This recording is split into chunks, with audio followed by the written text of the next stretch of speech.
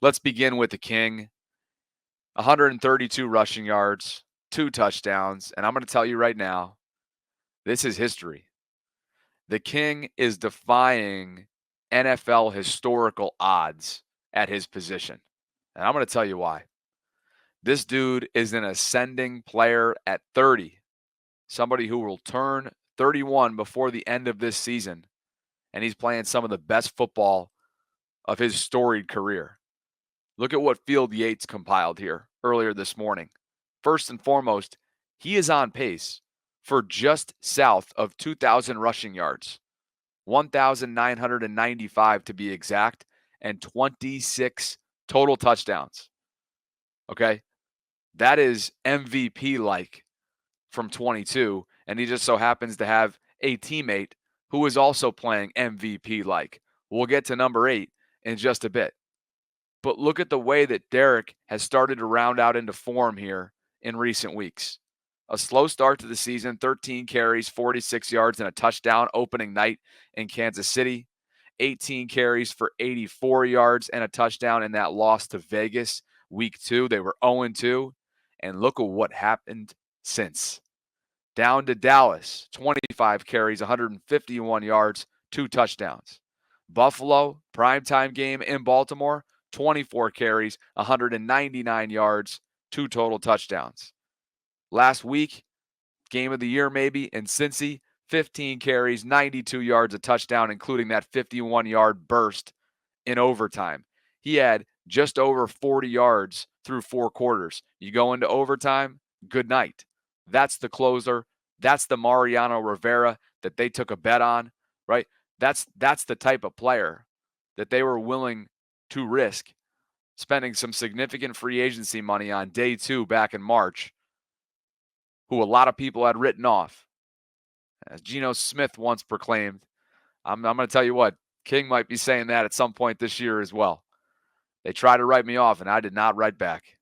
Well, thankfully, you did not write back, Derrick, because you are playing some really high-level football right now and opening up this offense in ways that a lot of us only could have ever imagined, playing alongside Lamar and this duo together. And, of course, yesterday, as I mentioned, just to round out that 6-week game-by-game production, 24 carries, 132 yards, and 2 touchdowns yesterday. He is racking up touchdowns. He is wearing down defenses. He is giving Todd Monken such an opportunity to, and by the way, both finishing runs in the overtime period in Cincinnati and in the fourth quarter yesterday. These were both pitch calls, right? Whether it was pull and pitch, Todd Monken called very similar plays back-to-back weeks, and Derrick Henry did the rest. Like, this dude just brings an element to this Baltimore offense that we have not seen in the Lamar era. And it has to be so incredibly demoralizing for opposing teams. Listen to Brian Baldinger's breakdown.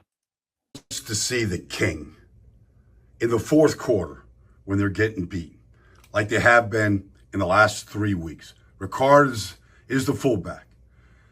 Derrick Henry's dotting the I. Buffalo down 28-10. Nobody really wants to see the King. Nobody really wants to tackle the King. They might run into their own man, but Derrick Henry is going to get his biggest runs in the fourth quarter. It happens every week with the lead. Cincinnati, 38-38 in overtime. There's Ricard. There's the I formation. And here's the Bengals. Do they really want to tackle the King in overtime after all these plays? They're getting a little tired. He's big and he's fast. Are they really running to get to the King when he goes for 51 yards, his biggest run of the day, setting up the game-winning field goal? Yesterday against the Commanders, they got a 30-23 lead. Where'd they go to? I formation. Here you go. Do they really want to tackle the King late fourth quarter here? Here it is. I formation. Ricard. McCarry gets a little chip on Bobby Wagner. Maybe that's all he needed. Everybody else is kind of tripping also over here.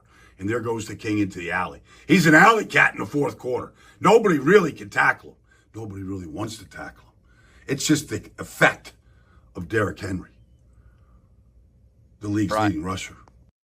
Brian Baldinger talking about Derrick Henry's performance. I'm going to react to that in just a second. My, oh my, nobody wants to tackle the king, and those highlights certainly suggest that. Today's live stream is brought to you by my friends at Preston Automotive Group, and man, I was so surprised and touched by this new man cave feature that they surprised me with yesterday at the Be More Around Town tailgate. So thrilled to be partnering up with Preston now for a whole calendar year. And look at that in the left-hand side. They gave me this new poster, a Bobby Baltimore poster with some Preston branding around it. So a really cool future man cave item for the wall. And just so you know, at Preston, Bobby Baltimore subscribers receive 2 exclusive offers. You got $500 towards a new or pre-owned vehicle. All you have to do is mention my name. Or when you buy 4 tires, you'll receive 50% off your alignment. And we just got a Tua Tagovailoa update, and I was just curious about what's going on here.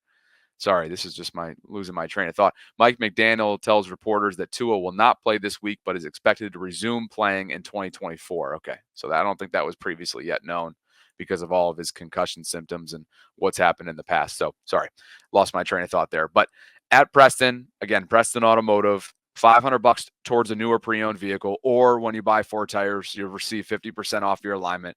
You've got over 2,000 vehicles to shop from. Home delivery is available. You'd be joining the Preston team along with Kyle Hamilton, Mark Andrews. Both those guys are brand ambassadors, and I am as well. Many more use Preston throughout the Baltimore area and beyond. Cars cost less with Preston. You can get started today by visiting PrestonMotor.com. That is included in the show notes below, or just simply scan the QR code that you see in the upper right-hand corner of your screen right now. Let's keep things moving and talk a little bit about what you just heard from Brian Baldinger. Because when Derrick Henry gets to the second level, good night. Good night. Linebackers want nothing to do with this guy, especially having gotten trounced for 4 quarters, multiple hours. And that's the closer mentality. That's this element of just straight up, we are going to outwork you. We are going to demoralize you over 4 quarters, and we expect you to crack at some point. And I thought Baldy did a good job, like in this section of his clip, explaining and showing specific areas why it's clear. Here it is, I formation, Ricard, McCarry gets a little chip on Bobby Wagner. Maybe that's all he needed. Everybody else is kind of tripping also over here. And there goes the king into the alley. He's an alley cat in the fourth quarter. Nobody really can tackle him. Nobody really wants to tackle him. It's just the effect of Derrick Henry, the league's leading rusher. That's right. And look at Pat Ricard. Look at 42 with him. Always clearing the way in the Ravens' heavy personnel and sets that are just so dominant. And again, variety driven.